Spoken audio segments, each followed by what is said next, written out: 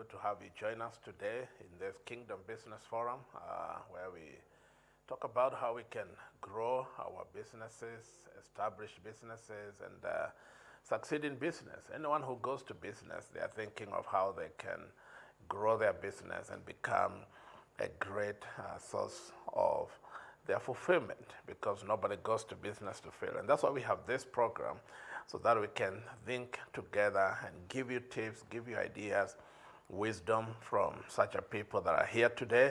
And today I'm so excited to have a wonderful panel with a whole lot of experience in business, in investments, and growing small businesses, medium businesses, SMEs as we call them, so that we can learn from them.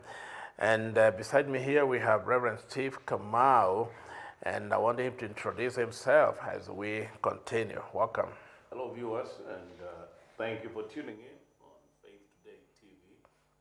We hope that this conversation will be enriching and also educating. We hope that the wisdom that we bring on the table will help not only the established businesses, but also Mama Mboga will also benefit from this on how to stay in business. Welcome. Thank you. And next to him we have Enoch. Enoch, please introduce yourself. Thank you so much, Bishop. Hello viewers. My name is Enoch Chitonde Shija. Where I come from, we say, Webale nyo kunyaliriza. I hope you know where that is. I'm so excited. What does that mean? It means thank you so much for having me here. Okay. Yes. Sounds like speaking in tongues. Absolutely. So we love the Lord. We are so honored to be on this program. It's an international TV, and I want to welcome everyone from Uganda, Rwanda, East Africa, all over the world. This is going to be it.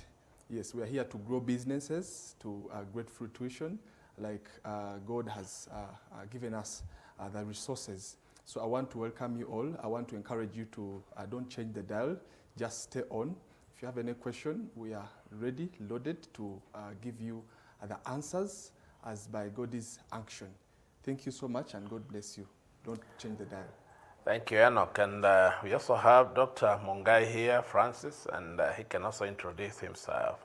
Welcome, viewer. My name is Francis Mungai. As Bishop has said, I'm so passionate about helping business grow, and I'm happy to be in this panel today. I do run a company known as Starquest Consulting, where I do business consultancy, and I'm also a minister of the gospel. Welcome. Thank you so much, Dr. Mungai. It's wonderful to have you here. Now, before we jump into business, maybe each one of us can tell us what has been on your mind for the last couple of days, especially seeing what is happening in the world, what is going on in the world. Now we've been talking of the war in Ukraine, but now we are again talking the war in Israel and Gaza. And when we see all these shakeups, of course, economies have been shaken. There's a lot of prices escalating and going up. And people are crying, and people are asking, where is our hope? So we are trying to think, what is happening. So I don't know, Dr. Francis, what has been on your mind? Well, Bishop, this is difficult times, especially when there's wars. And a war in the Middle East is one of the least that we would have expected coming in the backdrop of Ukraine-Russia war. Because what starts happening is that we start getting constrained in terms of supply of oil, and prices go up. And we know once you touch oil, the whole world bleeds because everything goes up. So it's a time that we really need to pray. And also for businesses, they really need to be very, very careful in terms of how they manage their costs and how they plan their growth. It's time to pray, time to manage businesses, probably in a different way, because the oil prices are, and of course when the oil prices go up, everything goes up. And what has been on your mind when you see all these things happening?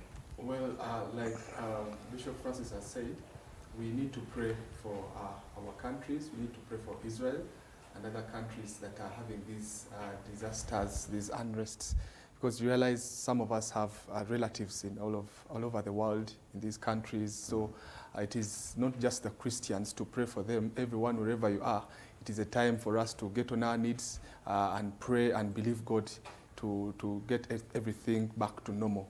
So for me, what is on my mind and my heart, even here in church, we have a week of praying and fasting, believing God to stabilize the world right now. All we need is peace. All we need is tranquility. All we need, because much as we are talking about business, but if we are not here to, we don't have the life, we cannot push on. Most of us are being sustained by families, people in diaspora. So if they are no more, they are dead. You can't carry on, you can't move on.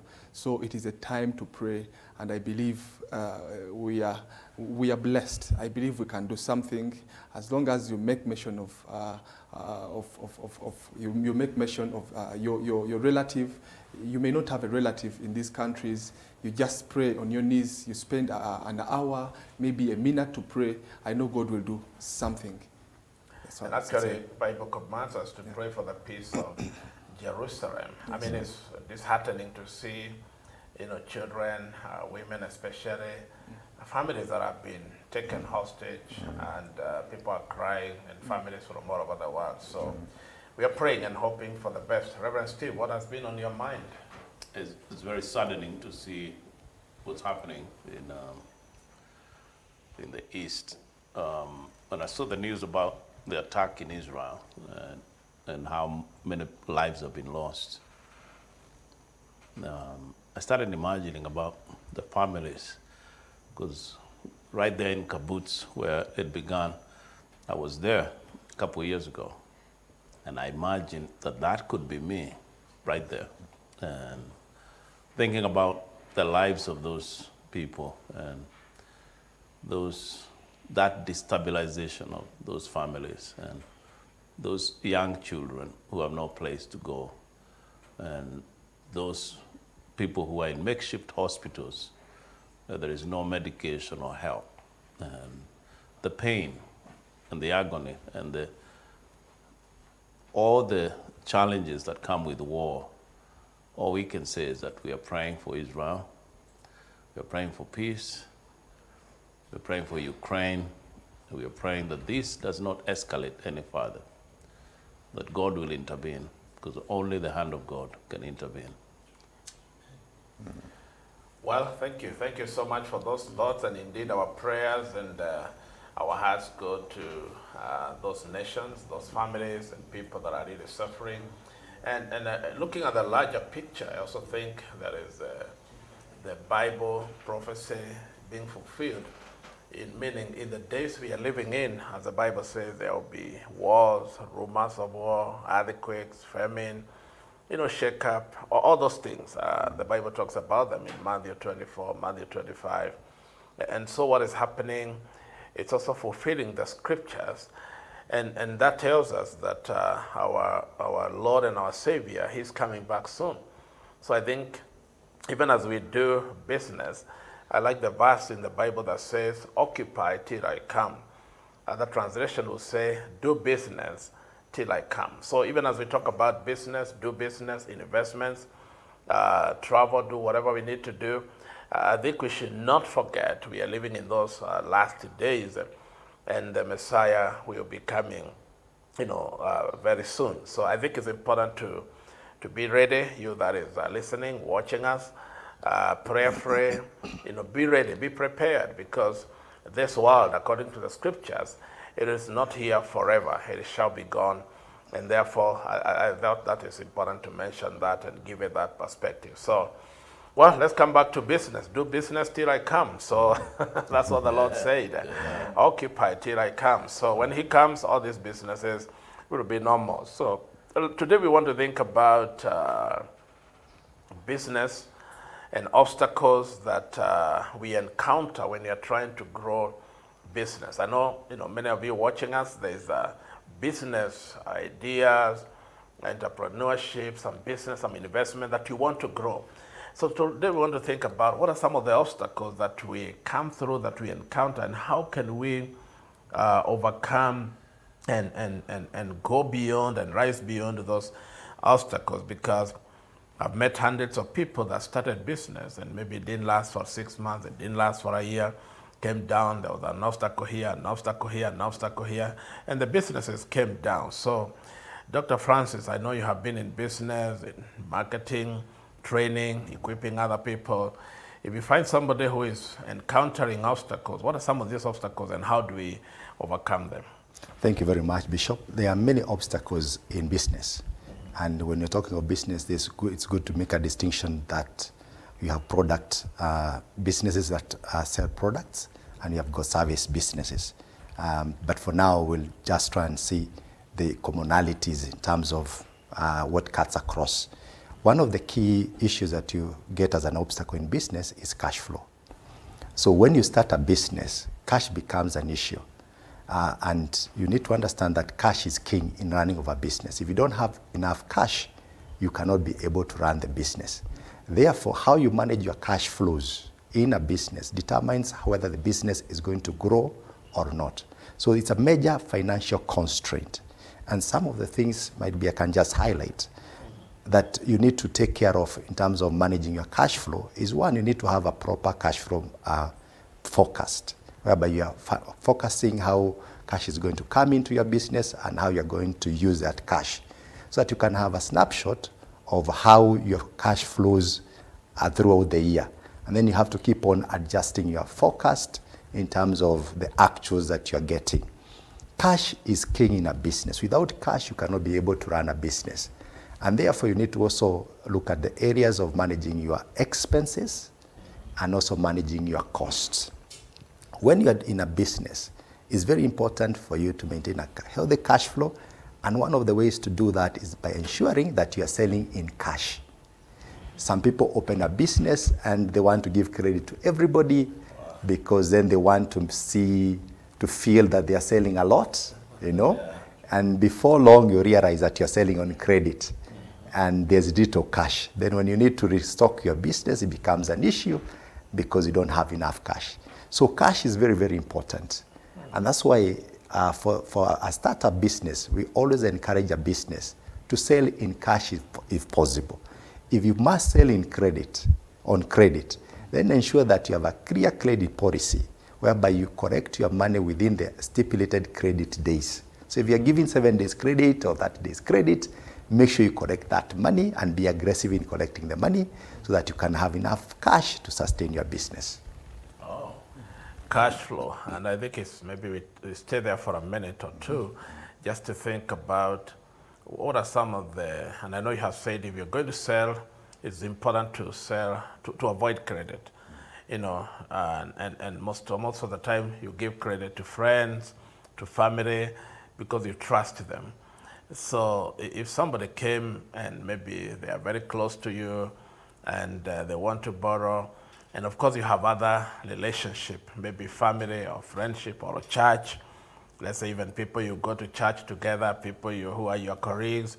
I remember when I was doing business in Nairobi and selling clothes, most of the people who never paid me until today, it's friends, very close friends. It's not people who are out there, I don't know.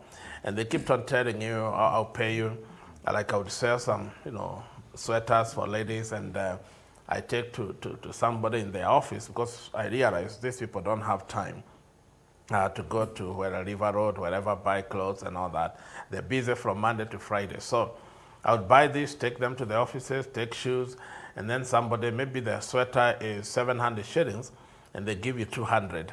And they say, you come next week or at the end of the month when we are paid, and we will give you the rest of the money. Then you go, they give you 100. Then they go 200.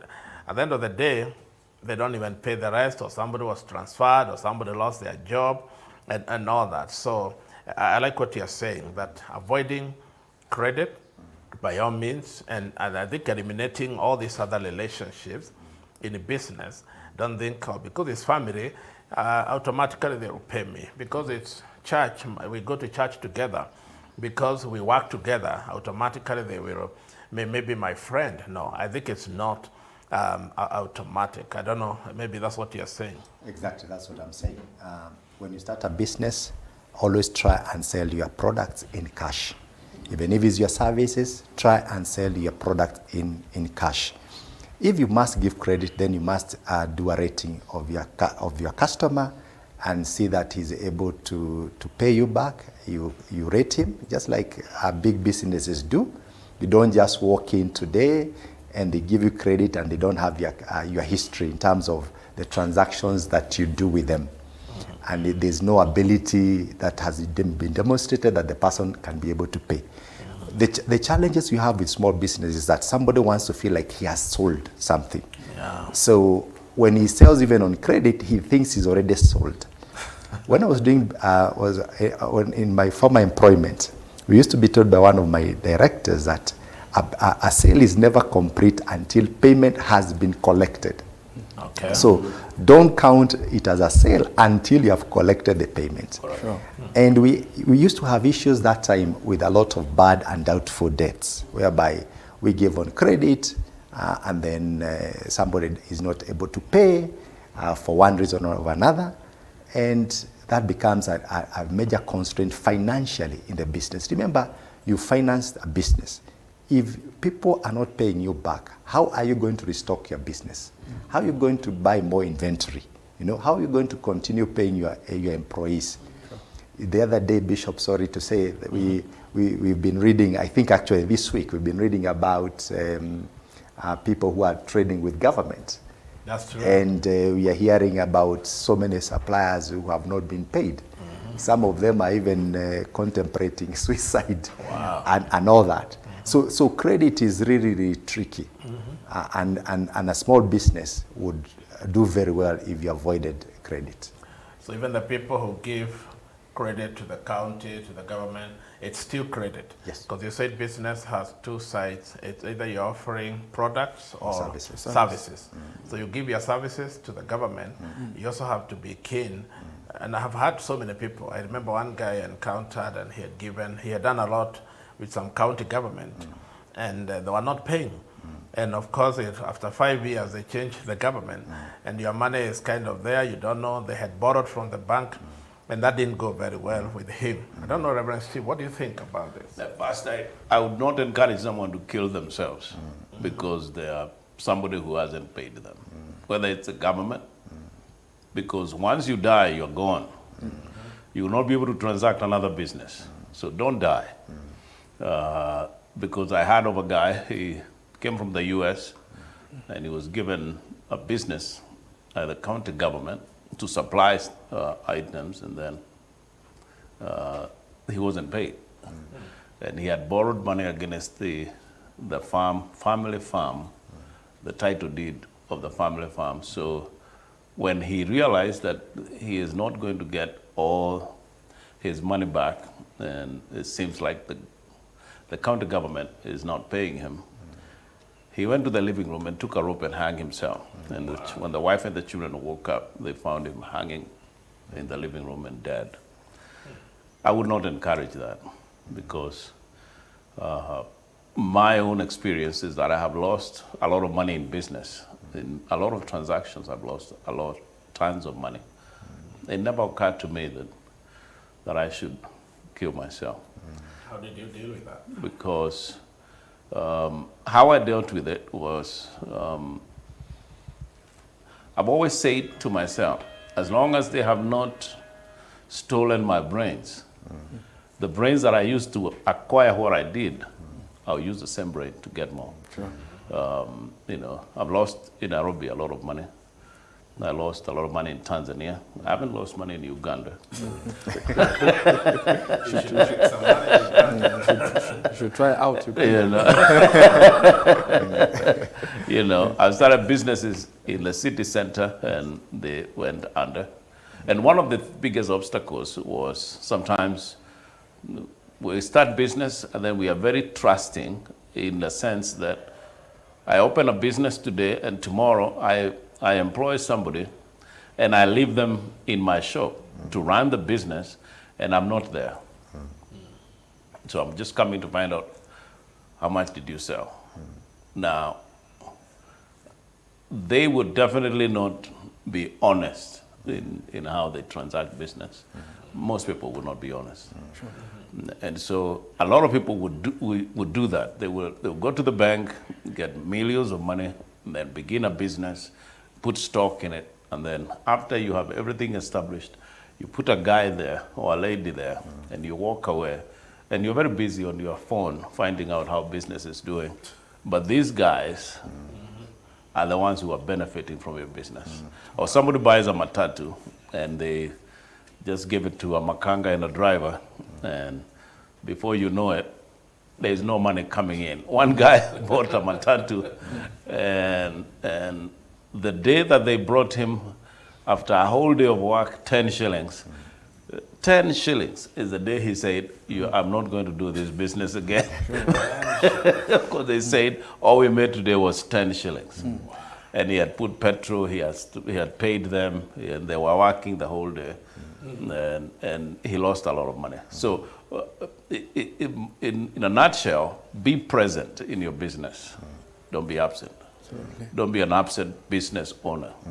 Because I think there's usually that thing of wanting to employ someone and you feel like you're tied in your business. If it is your business, stay there so that it is growing and you actually understand how it is functioning. If you're absent, then you're trusting other people to run your business for you, and it will not happen. So my personal experience is, if you're not going to be present in your business, don't start the business. All right? So get involved in your business. Get involved in your business. Once you get involved in your first business, then you can multiply that business so that now you can replicate that business into another one and another one. How about people who are working and they want to start, people call it here side hustle, you know, and you're working, you have a full-time job, Right. but now you want to start another business. So how do you manage that? That's a challenge in a sense that you're working and you try to make money, and the money that you're earning is the one that is funding the business, and in hope that you're going to make money. You might, that's called luck. You might be lucky and find somebody who is honest, who will run your business faithfully. But 9 out of 10, you discover that you're losing more than you're making. So if you want to go into business, go into a business 100%, or find a business that does not involve commodities, that it will involve a lot of losses. There's a lot of businesses that people can do that don't require you to be there. For example, if you're doing, if you're selling vehicles, selling cars, and you have 10 cars in your lot, most likely, if one is sold, you'll know, right? So even if you're not present, that one you can be able to run it. But still, you have to be present in your business. You really have to be present in your business. I remember a guy in Thika who was very wealthy, but he had a butchery, so he used to count the number of cups of soup that they are making. But if they're making soup, then they can add water. So Exactly. so it beats the purpose of trying to. So he thought, okay, I am counting, if there are 25 cups of soup, I know how much to expect. But when you're not there, they add water, Keep moving. and they keep selling. And I've had people do all these kind of things, and they'll come into, maybe you have, let's say, a pharmacy, or you have, you're selling drinks or whatever. Some people even bring their own items when they're coming to work. And this becomes a challenge. For you, your stock is there. They are not stealing from your stock, but they bring their own medicine, they bring their own water, they bring their own juices or sodas. They sell them. Yours are not moving, but theirs are moving. Right. So I don't know, Enoch, what... Surely, you are right, and it really frustrates to know that you have stock and you are looking at it. Someone is making money behind your back. It is really frustrating. I want to remember the scripture in the Bible that talks about the good man. The Bible says the good man leaves an inheritance for his children's children. You realize the major challenge we are dealing with today is managing finances, the cash flow. You see, so I think the mindset that God was trying to put in us is that whenever you have wealth, He has entrusted you with money, don't think about tomorrow only. I mean, don't think about your immediate children or what. Think about the great grandchildren, which is very, very important. I will relate with a story in Uganda. In Uganda, we have, it has been a norm. Someone has been successfully managing a business. When they die with a business. You know, I'm sure even in Kenya, you have most of those experiences. Common, yeah. It's very common. But we have a unique family that I learned from. We call the Mulwana family. In fact, they have a company called Mulwana Group of Companies. He died a wealthy man, you know, at 77. When you look at his plan, he was a man who had a system in place. Because most of the businesses that are failing today, they don't have a serious, a clear structure or system to manage the finances, to manage their funds and things like that. But this gentleman involved his family to dot. Everything was managed by the entire family.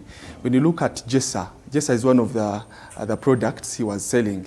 It's a milk brand in Uganda. If you want milk, everyone will talk about Jessa. You know, it is so strong that even the founder is not present, but it is still running. I will give you a brief background about this gentleman. He died and the company was worth about 33.6 billion Ugandan shillings. Wow. That is about 1.3 billion Kenyan shillings.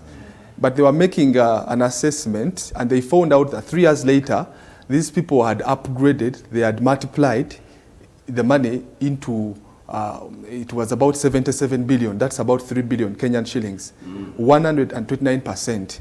But this is because they had a structure in place. You know, he left the son in power, but the son is just the, you know, the executive director. But the sister somehow is the one managing sales and marketing. They all report to the mother, the widow, you know, Sarah Mulwana. So we learned something that as a believer, for you to, you know, to sustain this business, to sustain this dream, to have the longevity so that your success even, you know, permeates to all generations, you must have a structure in place. That is what most businesses don't have currently. You must have a structure in place. I'll talk about Mulwana, not only Jessa is really rhyming. You talk about if you want a battery in Uganda, you go to Uganda Batteries. But who is the founder? Who is the owner? It's Mulwana. You get the idea. You want a plastic, any plastic. You want a pen. They have nice company, you know, a nice house of plastics. I think that is what it's called. Everyone knows it. You know, you want a plastic plate for the churches. You want a plastic chairs. He was there, you know. So he was in all these areas of life, but not that he was so smart, not that he was very educated, but he knew how things work. You must have a system in place. You must have a structure that manages your finances, and your family is a good, network to start with. Because if they can manage your finances so well, you're going to be the successful, the most excited man, even after this life. Right now, when you talk about businesses in Uganda, and families in Uganda, and you don't talk about Mulwana, we don't understand you. We don't really get you, because that perfect story, it has even helped me personally.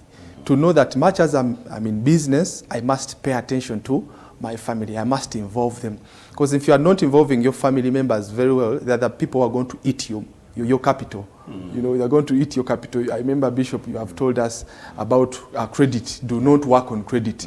And you know that most people that really, they're appealing, you feel like if I don't give them on credit, maybe I'm doing something bad. So, but if you put a structure in place, how they access funds, how they manage them, it can help sustain your business.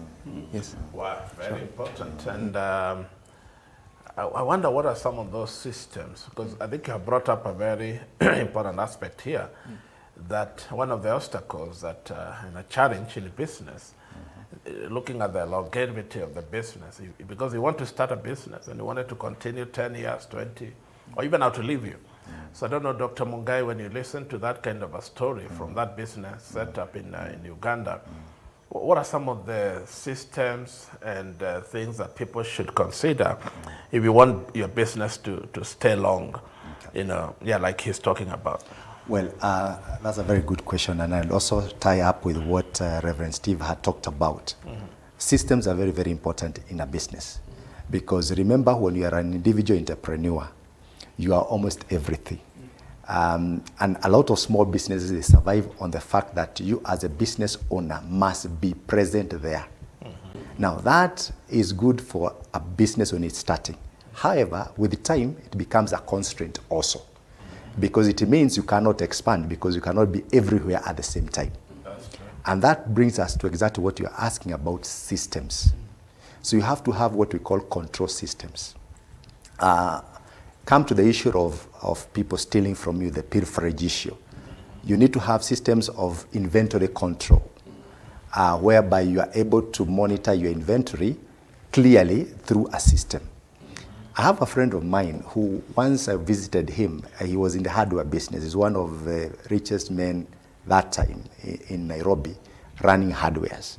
And he had reached a place whereby his first hardware had become such a big bother, because what was happening is that, from his own words, people were stealing from him. They were stealing the tumors, they were stealing the paints, they were stealing everything. And the business was not profitable. He told me at some stage they could even steal from him when he was still there watching. You are laughing with a customer, but the customer is already organized with someone, and they are just loading, instead of loading 10 Y10, they are loading 15 Y10. You have no way of counting because you are also being distracted left, right, center. So he came up with a system of inventory control. So basically he got a software, and this software is a software whereby he is able to monitor his stock, he keys in his stock, and on a daily basis, if you sell the stock, of course it will subtract and you have the balance. And at the end of the day, he created a system whereby he gave responsibility to people in various departments. If you are in charge of the metal area or paint area, that is your area, the area you take care of. So at the end of the day, you do a stock take. And if it does not match what the system says, you pay. Okay. So that became a way of actually controlling his inventory in a way whereby he's able to actually know what has been stolen, somebody is responsible for it, and somebody pays if there's a loss. And with the time, what happens is that he weeded out the people who are stealing from him, he got more responsible people, and he was able to manage his inventory. Other people, like in the service business, what they do is that they put CCTVs. Such that somebody still at his house, he's able to see what you're doing. I've even seen CCTVs in matatus. I was very surprised. A guy is able, because that's also another area in the service industry. Yeah. Somebody will tell you, as you're saying, I only done 10 shillings today because the police took, I don't know, 2,000. I don't know, went to the garage, did this. I don't know what happened. So the person has put a CCTV. So at any one given time, he can actually look and see what his matatu is doing. Right. I've seen the same CCTVs in service businesses like salons, for example. So somebody has got an insight into what a business is doing. Issues like what Bishop was saying, whereby some people, the guy he was talking about who is selling in a butchery, selling soup, and the soup is being added water, and you're trying to count the number of cups. That might not really help that much, you know. I've also seen a situation whereby some people in a business whereby they sell products in sacks, and then they substitute the sacks with sawdust. I don't want to say the business, but assume it's a chemical or a detergent. Wow. So they sell, then they substitute in sawdust, and then when you do your stock take, you actually count and you see they are all there. Until the day the new product runs out, and then you go and sell that one, you realize actually sawdust inside, then you don't know how it came in. So you also need to also have people who are reliable, people who are trustworthy, people of integrity, and those are some of the things that you can look at. So I think also in the area of employees, it is okay to be comfortable firing someone immediately if you find a mistake. Because I have a lady who started a pharmacy, and she was there in the pharmacy, and the chemist, and the suppliers were colluding with the employees, so that if they're bringing Panadol, they're supplying Panadol. When they sell the Panadol that is in the chemist, they would now purchase another Panadol and replace it in the store. Wow. So that when the owner looks at the stock, nothing has moved. Okay. Wow. And then when it's sold, they replace with another one. So in other words, they are running their own business inside your business. Yes. Wow. And I'm asking, how do you now when you find out that that is happening, I had a business in Thika one time, and I knew that this manager was stealing from me, but she was very good. She would tell me this is how much we made. I was traveling a lot that time, getting supplies from Dubai and other places. And she would tell me that this is how much we've sold. But I knew she was stealing from me. But I didn't have the guts to fire her. I think as a business owner, it's important that when you find such gross misconduct, that you have the guts to fire someone and hire the right person. Because the employees will build you or break you. So don't keep the wrong people. Don't keep the wrong people. Because they'll bring you down. Yeah. And I think here we are talking about the issue of integrity as a barrier to business growth. Because again, if you have people that have no integrity, they are your staff, they're your employees, you can't go anywhere. They'll be bringing you down. And I think this is something we need to encourage people to really stop. Because somebody has given you a job, they're paying you a salary, and it doesn't matter. When it comes to integrity, you may think it's, whoever, maybe your friend or somebody you're with in church, or even your brother, your relative, it doesn't matter. They are people, especially when you trust them, they prove that they cannot be trusted. Again, we say you should supervise what people are doing. You trust, but also you verify. And I think that's why the systems that you're talking about comes in, where you need to have proper systems to know what comes in, what goes out, what has been sold. And even if somebody is wondering, my business is a small one in the market or a kiosk, what kind of, I can't have CCTV, I can't have operating system, I don't even have a computer. What would you encourage that kind of a person to do? Well, everybody has to start from somewhere. And if you don't have all that, then remember you are the person who is in that business. Because if you cannot be able to get a CCTV, you cannot be able to get a software system, you can be able to run a simple just Excel worksheet. Okay. I've seen people run with the Excel worksheet. Like I personally, I manage my finances using a simple Excel worksheet. By actually monitor my expenses and I know what is happening. So you can actually open a simple Excel worksheet and that would really help you. Another area I would want to add to that is to encourage people that when you realize that your employees are stealing from you, you can hinder that by giving them KPIs, key performance indicators, in short, targets. I've seen people even in the salon business giving the salonist targets. That is the expectation that you have, that on a weekly basis or a daily basis, I expect you to bring in, let's say, 500 shillings. You see? So that is an expectation from the business owner. And it has to be a realistic expectation, what we call smart targets, whereby you are saying, you as a person cutting hair here, I've been in this business. I know that on a daily basis, I'm supposed to collect 500. You see? So you give him as a target. And you start evaluating him against that target. What that will do is that it will state, first of all, your expectation. Two, it will make somebody try and keep up with that expected target. Will even make that person even try to attract customers. You'll even find the kinyozi outside trying to call people to come in. But if there are no targets, he will cut 5 people's hair, he tells you it's 1. And because you are so friendly and have no systems, and you are a nice guy, Mr. Nice, he is actually running, as Steve said, a business within your business. And at the end of the month, you'll still pay him. So putting targets on your employees is very important, realistic targets. Evaluating them against those targets, however small a business is very, very important. And if people are not performing, you actually call them for a small mukutano with HR and tell them this can't continue, and you stop them. Those are some of the systems you are talking about. Yeah. So don't be the Mr. Nice. Exactly. There's the time you should know. And I think this is always, for employers, this is always a tricky part. When do you let somebody go? I don't know what somebody may want to chip in that. when is the right time to rent? Like you said, you have somebody in thick and you're keeping them overly, longer than they should. So when is the right time to tell somebody now go? I had a different mindset. And if you're watching there, this is Faith Today TV, Transforming Africa. We're glad that you tuned in. To answer your question, Bishop, I changed my perspective, I think 2 years ago when I met a lady, and she told me that she had this painter who was a very good painter, and she knew that she bought 5 cans of paint.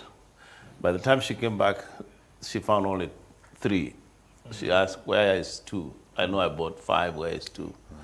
And the guy said, no, I think you only brought 3. She's the one who brought them. She's the one who brought them. And she said, no, I know I bought 5. And so only to discover that when he said, now, if you don't bring the 2, I'm going to fire you and I'm never going to give you work again. It's a big contract. And the guy said, oh, I'm sorry, and brought it back. Wow. And I asked her, why didn't you fire the guy? He said, 2, everybody steals. Everybody that I hire steals. Wow. So now this guy is a good painter, and we can only work with him. But what she said is that I put an element of, I know some of it will be stolen. So I work within those parameters, because everybody I've tried to hire, they have stolen from me. So when do you fire someone? She's hiring the wrong people. That's correct. Yeah. So when do you fire someone? My perspective is when you find that they've stolen the very first time. That's my perspective. But from that other perspective is that she asked me then, where will I get someone to paint my work? That's what she said. Where will I find someone? That's. And do you agree with that? Well, I would disagree in a way, not entirely. But of course, in business, things happen. Some of the challenges we have, because I'm trying to marry this with the scriptures. Jesus had Judas close to him. He knew he was a thief. He knew he was a thief. But okay. The purpose. It didn't eliminate him immediately. No. Like how our big man, Mzee, says, Museveni, if the body is aching and you realize it is because of a jigger somewhere, you remove the jigger, and then the body will be okay. So if you use that approach, it would be different. Anyway, what I'm trying to say is that you may maybe give them a chance, a second chance. You watch them, but you tell them, this is what you've done. It is not right. If they do it the second time, and maybe the third time, then you can go ahead and fire them. It is okay to fire and hire, but at least let these people know their mistake. But if you just fire someone, be like, you have to go. Yeah, I have my reasons. You have to go. You are just, how can I say, incubating sin. This person has left with sin. He's going to continue out there and then multiplying it. I think you better, hit it head on. If someone is not right, is mismanaging your finances, mismanaging your funds, tell them, you did this. Second time, did this. Third time, feel free to fire. And I believe, because when you say you are worried to fire this lady that you had, I really feel you. Because maybe you feel like if they leave, your company is going to collapse. No. I think we also have that sense of, holding so much onto someone. If they are not there, then we cannot succeed. I believe we can succeed with or without someone, as long as you have God, you have the faith. That is what I could say, Bishop. Okay, that's a good perspective. Dr. Hungai, would you fire the person? Would you keep them? HR practices will say that you need to give people warning letters on certain issues. However, on the issues of stealing, that's a gross misconduct. Actually, it's supposed to be a police case. Yeah. So in some companies I've seen whereby if you're caught stealing, they actually hold you with a guard there, tie you with a rope, they call the police. Wow. And the whole issue goes to the police. So it's a gross misconduct issue. And what I would say is that you shouldn't entertain thieves in a business because they will really actually run you down completely. You can give warning letters to other issues like performance issues, lateness, etc. But when it comes to stealing, that's gross misconduct. That you should be able to if it's a serious issue, take the matter to the police. If it's not very serious, and you can discuss with the person and you settle it out of court, and the person is asked to resign, let him go and look for somebody else. I know some businesses, much as you've said that there are many people who, like the case you talked about whereby the lady was saying she knows that people are going to steal from her. There are still some remnant in this country. Oh, yeah. There's some people who are still very honest and very open. I have a friend of mine who has a manager, a lady manager, and he says, if it was not for that lady manager, I would not be where I am because of the way she handles my business, runs my business with integrity. I'm able to do very many other things. And actually, he traces his success in life and his ability to grow because of one manager who is running his business somewhere on Kirinyaga Road, selling spare parts, you know. And the lady is a very good manager, and the man is able to actually make profit. He's able to free up his time. He's able to also invest in other businesses simply because he has got one pivotal person who is honest, transparent, who is ready to work and willing to work. And in the course of you running your business, we are talking about business growth. If you must grow as a business, then you must be able to entrust your business to people who are trustworthy and people who have the same vision as you and people who can take the business to the next level without stealing, without all these games. And that frees your time to expand. Because even if you started a business selling hardware, you might want to go and do a second hardware. Like the case I mentioned earlier. This friend of mine had one hardware and he was almost closing it down.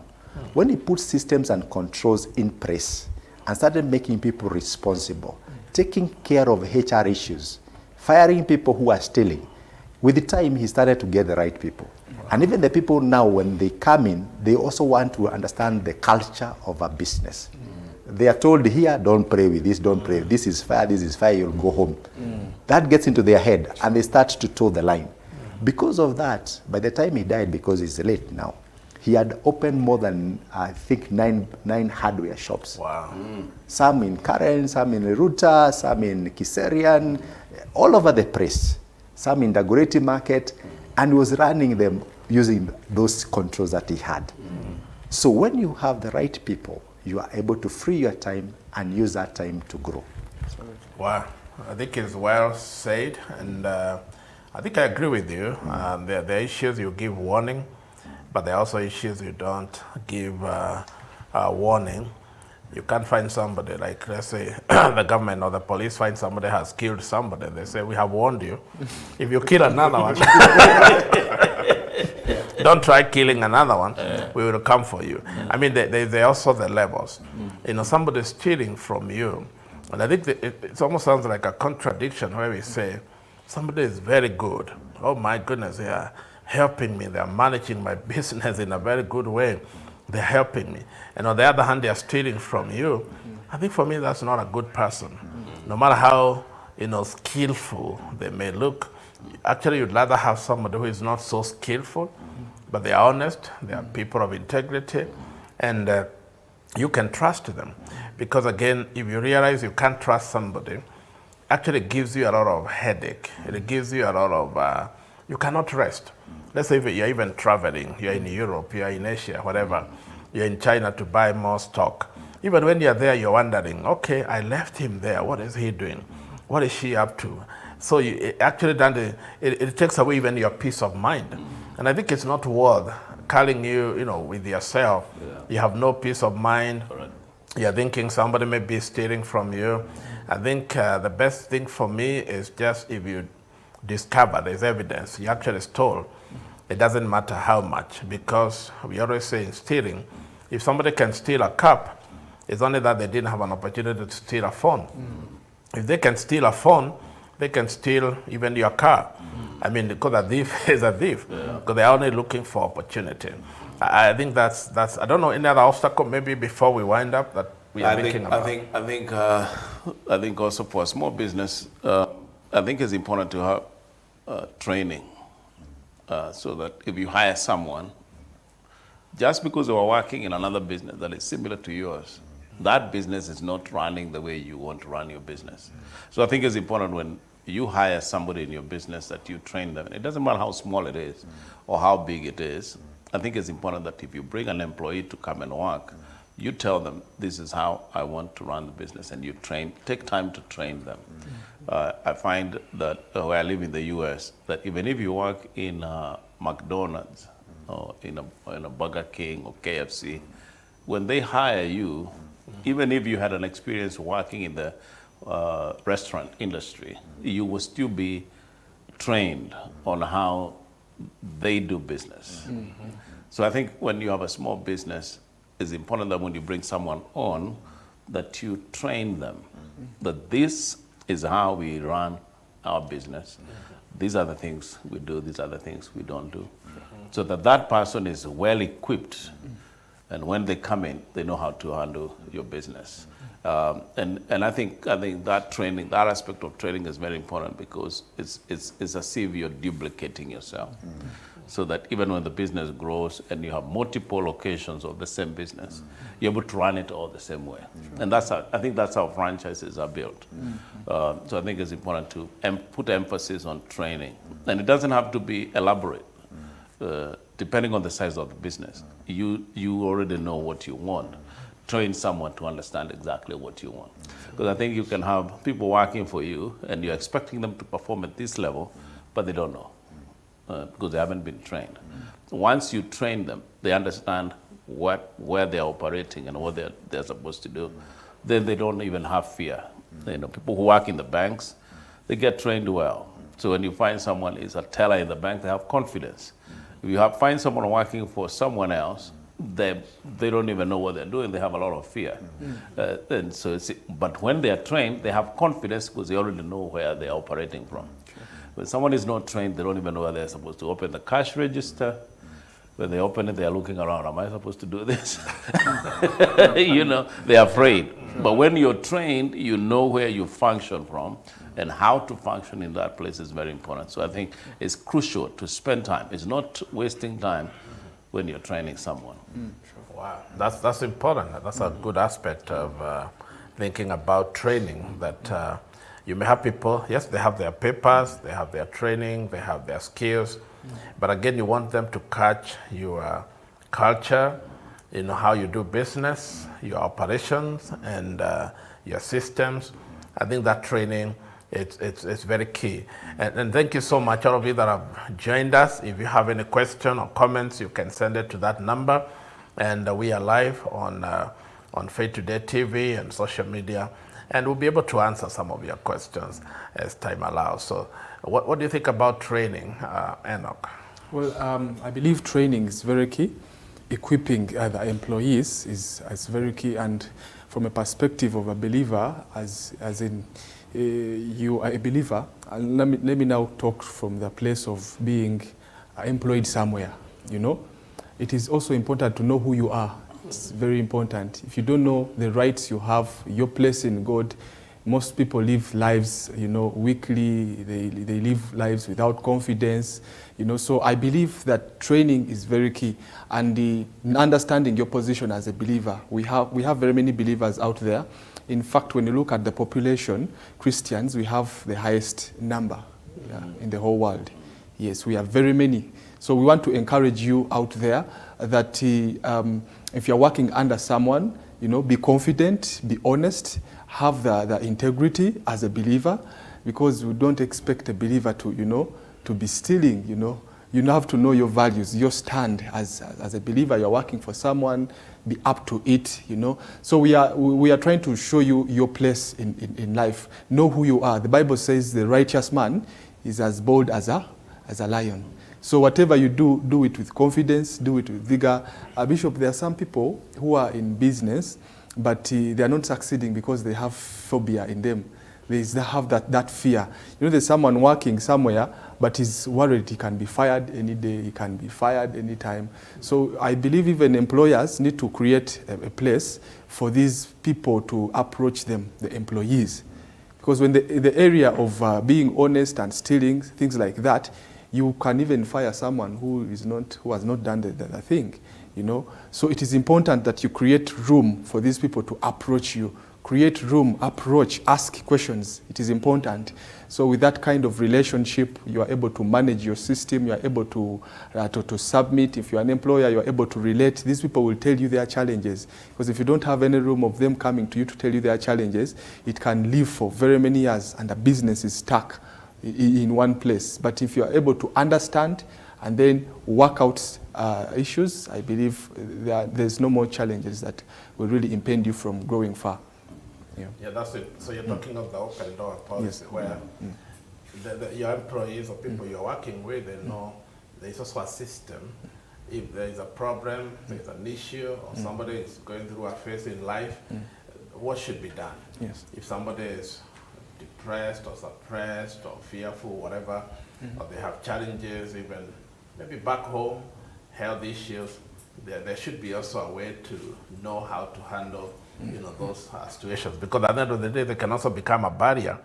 People, there's underperformance because maybe somebody is going through this, and there's a lot of pressure, how to deal with the stress, and I believe that's why people, businesses also take people for, what do you call them, like team building, seminars, or trips out there to visit and all that, so that people can also have some, moments to debrief and also to air their situations and their fears, their worries, their concerns. I think that's important. But I think training, maybe we can still continue with that. Maybe give us your comments on training. Well, I would really agree with what the panelists have said about training. Training is very, very important, and especially for business growth.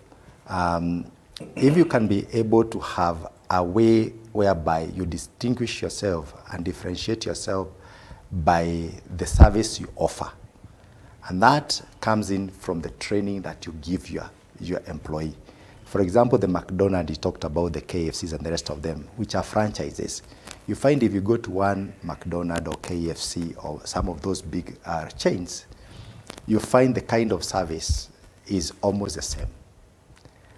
It doesn't happen by accident. There's uniformity. It is somebody sat down and said, this is the KFC way, for example, McDonald's way of doing business or servicing our customers. And bringing that closer home, look at an example, let's take, for example, a hair salon. If a hair salonist is making, let's say, a lady's hair, you'll find that even if it's, which is an example they call lines or whatever it is, the way one lady will do lines on the lady or braiding is not the same as the other one will do. And that's why you'll find a lady will come all the way from here, go to Kenyatta Market, leaves thousands of salons in between, or goes all the way to Kahawa Market, leaves hundreds of salons in between. Why? Not because they are not also braiding the hair, but there's one somewhere in Kenyatta Market or one somewhere in Kasarani, wherever that place is, who does it differently. And that's why it's important for your business, for it to grow. Create what are your service standards and train your employees on how to fulfill those service standards to your customers. Such that when a customer comes to your establishment, he knows what to expect, quality service. Then the employees you have employed, they know what is the expectation from the employer, from the business, and what the customer expects. And this happens because you have trained your people in a particular way, how to handle their customers, how to serve the customers, even if it's a product, how to prepare a product. I believe a burger in the US and a burger in Kenya will be roughly the same if it's the same establishment, But when you come to most of our local businesses, you'll go to the same premise today and you'll eat food today. It will be very nice. Tomorrow you go to the same place, you find the food has changed. The same menu, the same. The same menu, the same whatever. Yeah. What is the issue? The issue always is that there is no standards behind it and people are not trained on standards.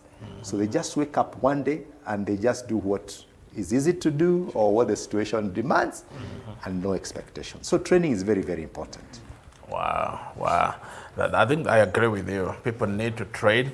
So if you're going to run a business and I think we have a notion where people think the people who do those kind of trainings are people running multi-billion, businesses, talk of the Safaricom, talk of this bank, But how about somebody running a small business and you have two people, you're selling cups, tell them, go sell these cups, go sell these flowers and, bring me the cash, go sell these handbags.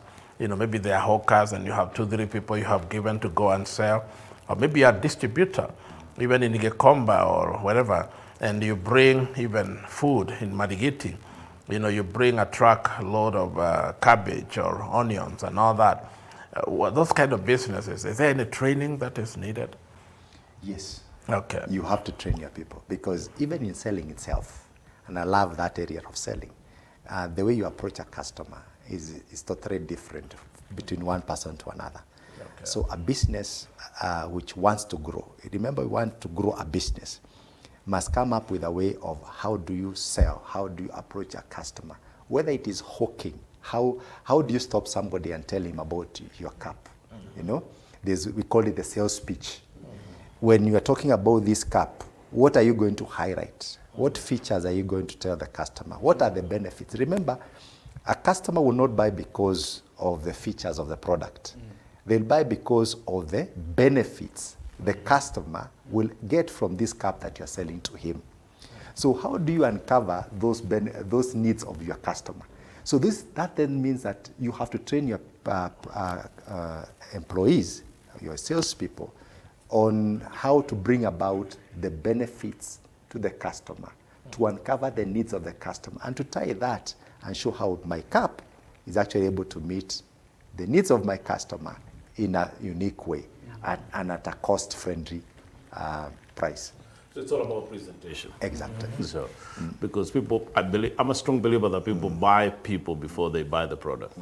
In other words, if I approach you and I'm selling a product, you might buy the product that you did not need, but because of the way I presented it, you feel that I must buy from this guy. Yes. That to me is more important, how you present.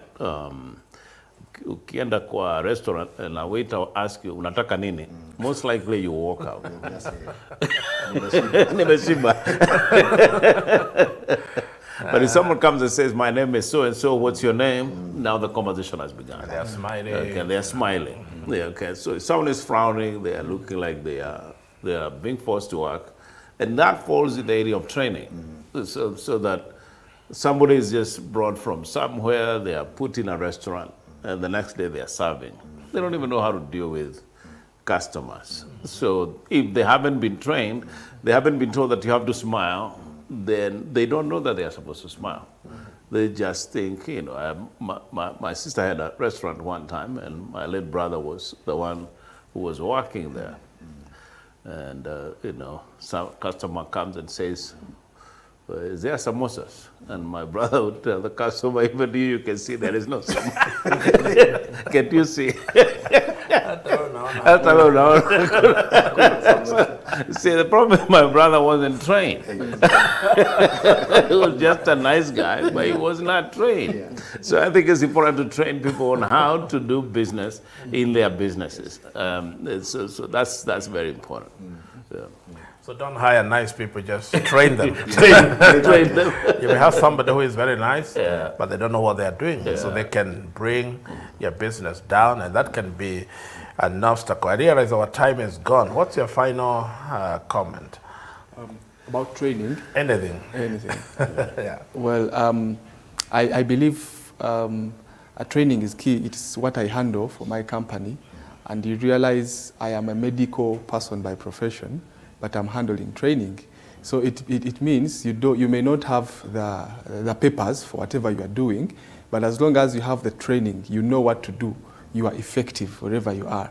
So we work with a number of businesses. We train them on how to operate our app. It's called Digital Adverts Limited, how to approach clients, how to help them sell. It is very important. The fact that someone has a business, it does not mean that someone is good at his business. You know, it doesn't mean that maybe he has captured the market already. You know, when you are going into a new market, you have to know how it works, things like that, how to approach these people, how to relate with them. And so training is important. And I believe if you are an employee somewhere and you feel like you need a training or you need knowledge about something, feel free to ask your employer, feel free to approach them. Yes, it is not a weakness to ask for knowledge. It's not weakness to ask for information. So I believe training is a master key, and we need to really engage and evolve. So information is key. Yes. Thank you so much for that. Dr. Mungai, what's your final comment? Well, I just want to thank the viewer for tuning in and just assure him that we are here to address his business needs and also to share some of our experiences. We've talked today on human capital, employees. We've talked about cash flow, which is king. And there are many challenges that a business will face and many obstacles. And we believe that as we continue to share with you, we'll touch more of those in coming episodes. Thank you, Reverend Steve. Well, my final thoughts is if you're in business, don't be discouraged. There are seasons in business, just like anything else. There are seasons when the business is doing very well. There are seasons when it's not doing well. In those moments when it's not doing very well, that should be the moments to, generate or build yourself up so that when you're doing well, then you're able to handle the business better. I do hope that you succeed in your business, and we hope that the thoughts that we shared with you today have been helpful. Tune in next time on Faith Today TV. We know that you'll be enriched. Tell a friend to tell another friend that we are always on, empowering people and transforming Africa one person at a time. God bless you. Thank you. I think you've heard it all, and it's amazing. We've had a wonderful chat. I think we didn't finish. Probably even next week we could continue with looking at obstacles, challenges that people go through. We realize there are many, and there's a lot more we can talk about, more than the finances, the training, the staffing, and we can look at much more. But I want to say business is good. God wants you to profit. He wants you to succeed. So when you're succeeding, there's nothing wrong you're doing. You're doing the right thing. And that's why we have this program, Kingdom Business Network, so that we can help you make a niche and succeed in the business that you're doing, because we believe your success is also our success. The Lord bless you, keep you, until we see you next. Thank you. Bye-bye. Bye-bye.